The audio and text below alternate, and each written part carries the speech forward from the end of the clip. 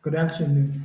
It is our privilege to appear before you today as the independent consultants engaged to conduct a comprehensive good governance assessment of the World Rugby Federation.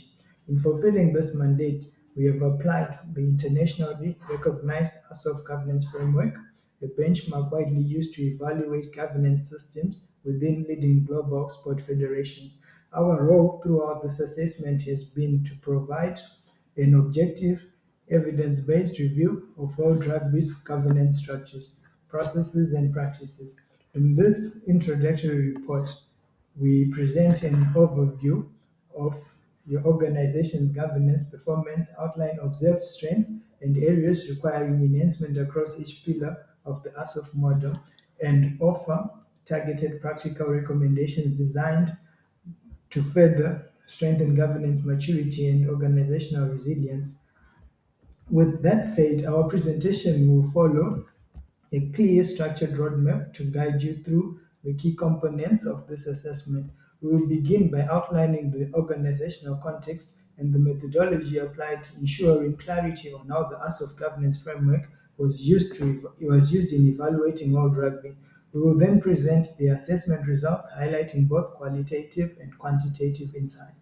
This will be followed by illustrative examples of good governance and poor governance practices drawn from the evidence gathered using the review. Finally, we will conclude with targeted recommendations aimed at strengthening governance performance before offering a brief conclusion to consolidate the key messages emerging from the consultancy exercise.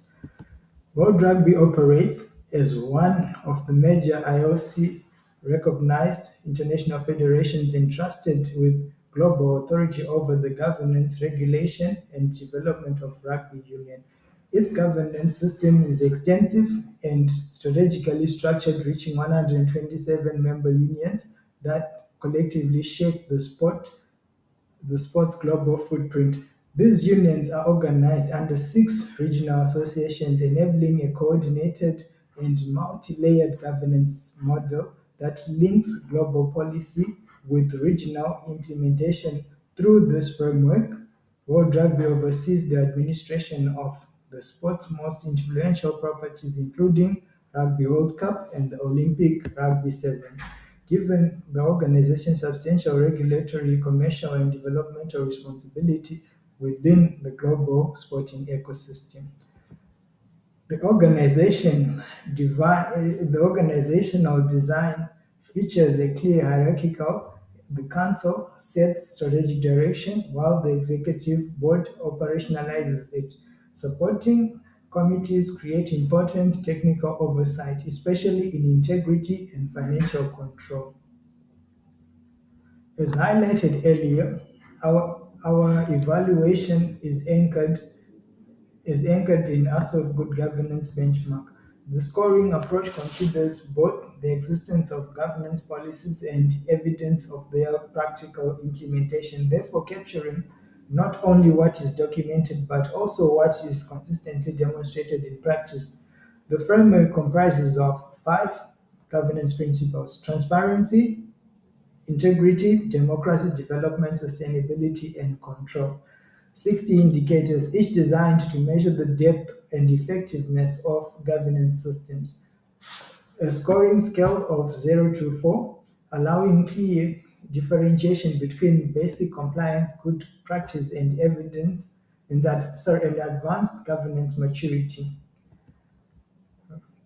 Overall, governance performance is solid, with an average score of 13.9 out of 20, representing 70% score, representing a 70% score. Integrating and transparency remain strong pillars of the organization, while democracy and control mechanisms exhibit clear weaknesses that require targeted reform.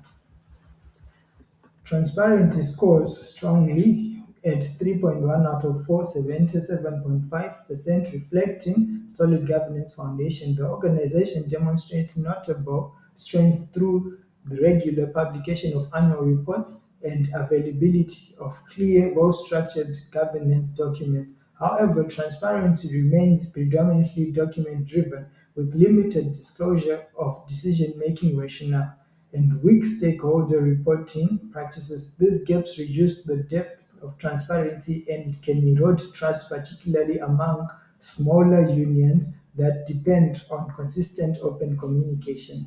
Integrity is a high-performing governance area, scoring 3.4 out of 4, 85%. World Rugby demonstrates strong compliance and robustness through its partnership with WADA. The existence of a clear ethics code and the use of independent structures for investigations and judicial processes. Despite these strengths, whistleblower protections and reporting systems require further reinforcements to ensure full confidence, confidentiality, and accessibility across all member unions. All right, moving on from that, I will now give the rating of democracy dimension. So, democracy emerges as the weakest pillar, scoring 2.1 out of 4, representing 52.5%, while other member unions are formally represented within the government structure. The system reflects significant structural inequalities. Decision making remains dominated by larger union. Voting power is uneven, and athlete representation is minimal. In addition, persistent gender imbalance and limited participation from smaller unions further weakens democratic inclusiveness across organization. Okay, now move on to the development and sustainability pillar. Development is a strong governance pillar, scoring 3 out of 4, representing 75%. So, World Rugby Federation demonstrates a clear commitment to global growth through sustainable development, funding, and comprehensive capacity building programs that support member unions worldwide. However, mechanisms to monitor and evaluate long-term impact remain inconsistent, limiting the organization's ability to fully assess the effectiveness and sustainability of its development initiative. We'll now look at the control mechanism dimension. Control is a development governance area, scoring 2.3 out of 4, representing 57.5%. So the World Rugby Federation demonstrates important foundational mechanisms, including independent audits, judicial panels to oversee compliance and adjudication. However, the risk management framework remains underdeveloped, and financial oversight continue to evolve, indicating the need for the structured enhancement to fully achieve governance maturity and organization resilience. Okay, so we now come to examples of good governance tenets as per the assessment which we did on behalf of the World Rugby Federation. These examples illustrate how targeted governance mechanisms drive positive outcomes, including fairness, inclusion, and global credibility. Okay, so the following are the ones that we looked at. I'll start with the independent judicial panel, which is under integrity. Here we are ensuring impartial adjudication and reinforces trust in governance processes. So the next one is WADA compliance, which is falling under integrity, demonstrates commitment to ethical standards and anti-doping enforcement. Third, global development funding under the development and sustainability pillar here supports capacity building and the long-term growth of rugby worldwide. So collectively, these initiatives show how external verification, independence, and strategic investment contribute to robust and credible governance practices. So now we'll look at the examples of bad governance. We now move to the examples of bad governance tennis as per this assessment. These governance weaknesses undermine legitimacy and stakeholder trust, particularly among smaller unions and underrepresented groups, those under the federation. So what are they? One, an equal voting power, which is under democracy pillar. So here, larger union dominate decision making, limiting inclusivity. Secondly, poor decision making transparency. Under the transparency pillar here, limited disclosure of rationale reduces confidence in governance processes. So these examples basically highlight areas where targeted reforms are needed to rather strengthen credibility, inclusiveness, and overall governance effectiveness.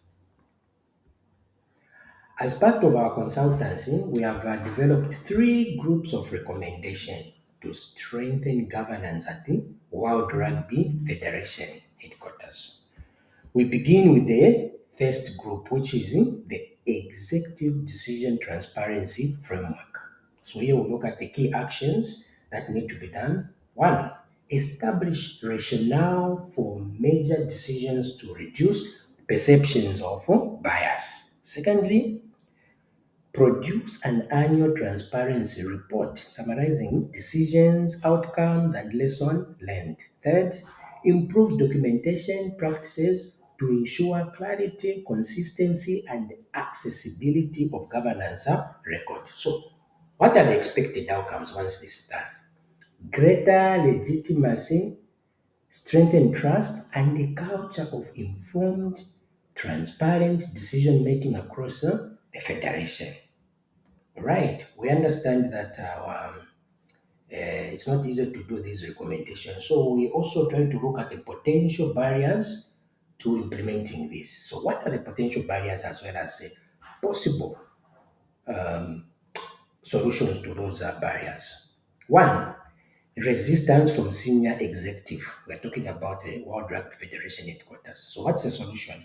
Provide awareness sessions demonstrating benefits of transparency for credibility and stakeholder trust.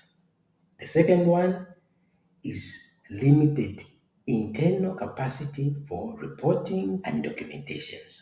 So how do you sort out this? We have to establish a dedicated governance reporting unit and provide staff training. The other potential barrier is the risk of sensitive information being misinterpreted externally. What's the solution? Implement a structured review process to balance transparency with confidentiality before publication. So we move on to the second group of recommendation, which is the anti-corruption framework. So continuing our recommendation, we'll now present this group that I've just alluded to. So what are the key actions under the anti-corruption framework? One, develop and implement a formal anti-corruption policy covering all operational levels and stakeholders. Two, establish clear reporting and whistleblower mechanism to encourage safe and confidential reporting of misconduct. Third, conduct regular training and awareness program for staff, member unions, and partners. So, what are the expected outcomes? Enhanced organizational integrity, reduced risk of misconduct, and stronger alignment with international governance standards. Okay, so what are the potential barriers in implementing this within the World Rugby Federation? One of them, which you envisage to happen, is the resistance to cultural change. So when it happens, what is a possible solution?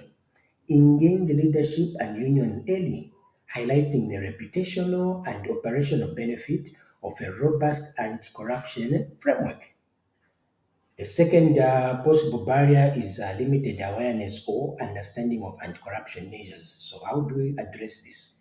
We need to provide targeted training, guidelines, and accessible resources for all stakeholders. The third potential barrier is that of fear of retaliation or misuse of reporting mechanisms. The solution lies in strengthening whistleblowers' protection, and ensure independent oversight of reported cases. Okay. Finally, we present the third group of recommendation, which is in participation and democracy enhancement.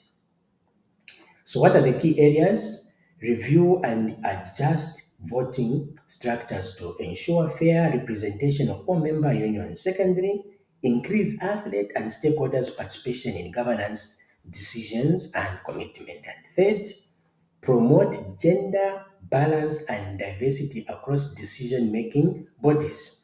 So, what are the expected outcomes here? Greater inclusivity, improved decision making, and strengthen legitimacy across the World Rugby Federation's governance framework. True. So, with that, what are we likely to expect as potential barriers and possible solutions? So, first is resistance from larger union accustomed to dominant influence. What's the solution?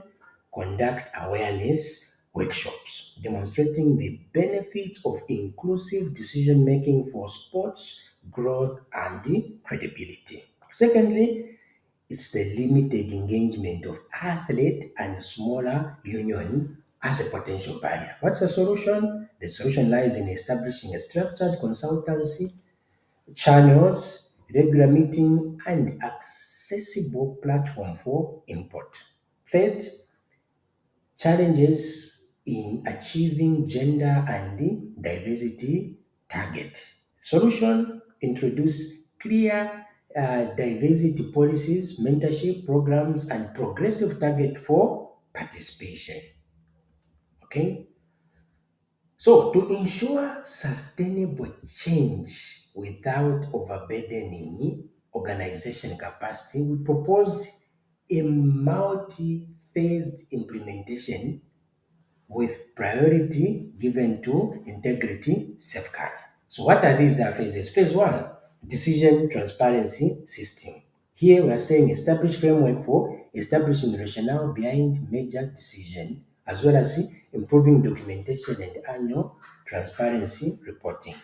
Then in the second phase, which is basically the anti-corruption and governance documentation, we are saying roll out the formal anti-corruption framework, whistleblower mechanism, and ethical guidelines, as well as standardizing governance documentation across all unions and commitment.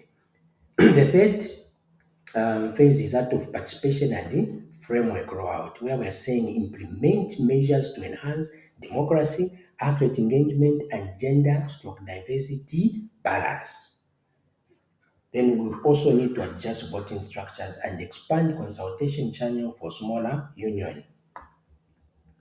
In conclusion, we are saying the World Rugby Federation exhibited strong governance foundation, yet targeted reforms in democracy and oversight are very critical. We need to note that. Implementing the recommended frameworks will enhance fairness, accountability, and inclusive participation, securing the Federation's long-term credibility and organizational legitimacy on the world stage. Thank you very much for listening and wishing you all the best. I thank you.